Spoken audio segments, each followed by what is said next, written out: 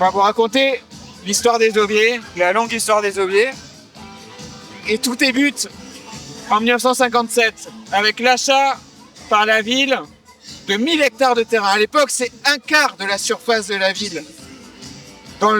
Parce que les inondations de 1952 sont dans toutes les mémoires, des inondations terribles, ont des répercussions importantes. Si bien qu'on creuse un lac pour empêcher cette inondation, ce sera le fameux lac que nous avons juste un peu plus loin. Et en 1966, un concours international est lancé. C'est Xavier Arsène-Henry qui remporte le concours avec son projet intitulé « La ville dans la nature dans la ville », déjà. Et il propose 3 quartiers, des clairières qui s'organisent autour d'une place centrale et très végétalisée et à l'abri de la circulation automobile.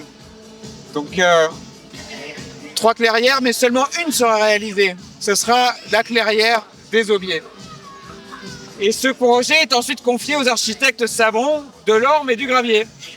Et ils feront une chose très spéciale, c'est qu'ils penseront ce quartier autour d'une dalle et 2 rotules pour desservir tous les appartements. Et en 70, le projet est lancé et les constructions, les premiers immeubles livrés. Et 1033 logements vont être livrés de cette façon-là.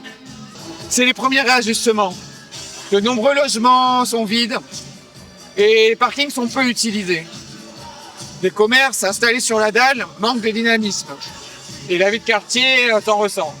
C'est bien qu'il ait décidé de créer le cours des Aubiers.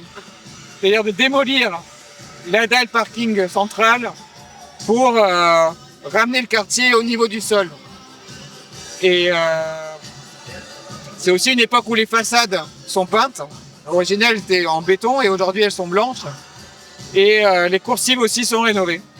La bibliothèque, à l'époque, se trouvait ici, sur la dalle, et non pas au niveau de la place Ginette-Neveu,